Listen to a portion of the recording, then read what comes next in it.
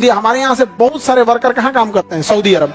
इस तपती धूप में जहाँ आपको पंखा में लॉज में अगर 1 घंटा लाइट कट जाता होगा तो हालत खराब हो जाता होगा, सऊदी अरब में इतना धूप में काम करते होंगे। और हमारा देश नहीं जानते उनसे क्या किया। वो लोग बकरी पालता है, लोग खाने के लिए ऊँट पालता है, तो इंडिया से लेबर बुलाता है, वैकेंसी निकलती है, मजरे में जॉब करोगे, सऊदी अरब में बकरी चराओगे, ऊँट चराओगे, तनख्वाह देता है 30-35 हजार, वहां देगा आपको 1200 रुपया, 800 रुपया, यहाँ आने के बाद 30-35 हजार हो जाता है। तो अब सऊदी अरब वाला भी ना काम करने लगा है, तो मजदूरी वगैरह वो भी करता है इंडिया के लोगों के साथ, कार से आता है मजदूरी करने। सऊदी अरब में भीख मांगने आता है 4 व्हीलर से।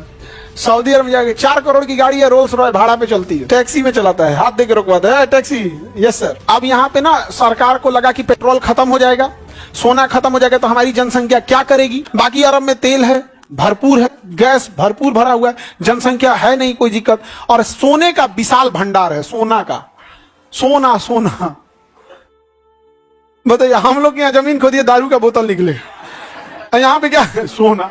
अब दुनिया में सोना का भी डिमांड भरपूर है। कितना महंगा हो गया सोना, पेट्रोलियम के बिना कुछ चल नहीं सकता है, जनसंख्या यहाँ के लोगों के पास है नहीं। अब यहाँ पे ना सरकार को लगा कि पेट्रोल खत्म हो जाएगा, सोना खत्म हो जाएगा, तो हमारी जनसंख्या क्या करेगी? तो इन्होंने कहा कि भाई अब अपनी जनसंख्या को भी काम सिखाओ।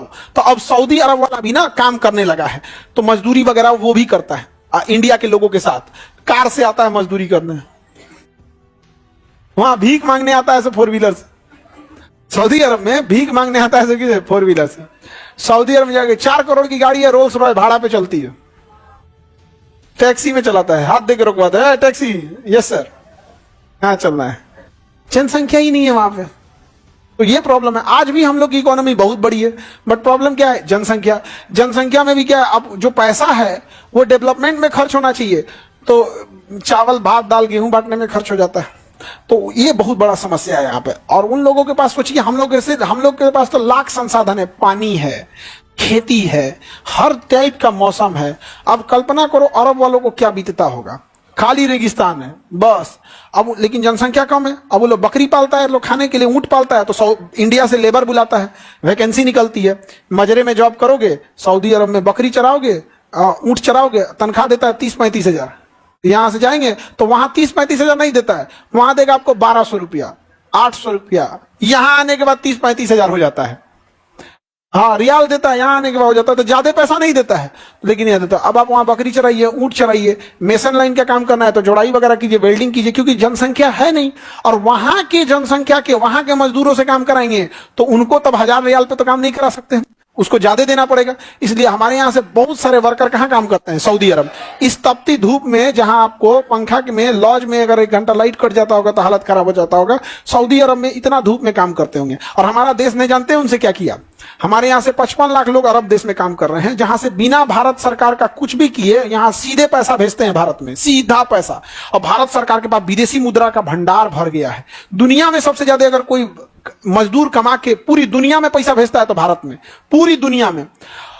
और हमारे सरकार उन्हें वोट डालने का अधिकार नहीं देती है। मतलब कभी कभी मन करता है ना कि कंफ्यूज हो जाते, दाहिना हाथ से तमाचा चलाएं कि बायां हाथ से। अरे भाई कभी मैं दोनों हाथ से मारे भाई। आज दुनिया टेक्नोलॉजी कहां चली गई है, उस व्यक्ति को बाई पोस्ट आप क्या कर दीजिए, उसका मंगा लीजिए, राजदूतावास है, एम्बेसी है, वहां आप ईवीएम मशीन लगा दीजिए। हर देश में गया है तो दूतावास है कि नहीं है, तो आप जहां जहां जाते हैं सब उस देश में 3-4 जगह एम्बेसी लगा दीजिए, वोटिंग मशीन लगा दीजिए, वो कम से कम वोट तो दे दे। अरे हमसे बेहतर नागरिक हैं वो लोग। अगर तुलना करेंगे हम में और सऊदी अरब में या ओमान में, विदेश में, गल्फ कंट्री में जो मजदूर काम कर रहा है, तो हम में और उसमें ज्यादा बेहतर नागरिक वो मजदूर है। हम लोग तो इस देश में हवा पानी सब ले रहे हैं, इसी देश का खाना पीना अन्न बिजली उजली सब यही का यूज कर रहे हैं और टैक्स दे रहे हैं। और वो खड़े उठा के भेजा और उसको क्या मिला? वोटिंग राइट नहीं है। उसके बच्चा अगर बीमार पड़ गया तो कोई एम्बुलेंस में कॉल करेगा ना, मान के चलो कोई गर्भवती महिला एम्बुलेंस में कॉल कर दी, सरकारी एम्बुलेंस में, तो डिलीवरी बाद वो छठियार में पहुंचेगा। यहाँ से फोन आया था, किसी का डिलीवरी था, महिला कही आज तो छठियार है हो। अब सोचिए यहाँ पर इतना दुर्दशा हो गया। अच्छा इसमें भी सबसे खराब तो बिहार। सबसे ज्यादा सिवान, गोपालगंज, छपरा, मोतिहारी, चंपारण, इस सब वाला एरिया में सऊदी अरब से बहुत लोग काम करते हैं।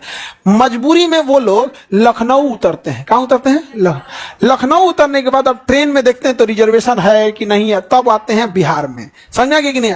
धिक्कार है इन लोगों को कि कोई इंटरनेशनल एयरपोर्ट नहीं बना सके। और बेशर्मो जयप्रकाश नारायण एयरपोर्ट के अगवा लिख ले इंटरनेशनल एयरपोर्ट। रे बेशरम कहीं का, बेशर्मी का हद होता है। जब तुम्हारे यहां से फ्लाइट नहीं उड़ती है तो कितना बड़ा बेशरम है।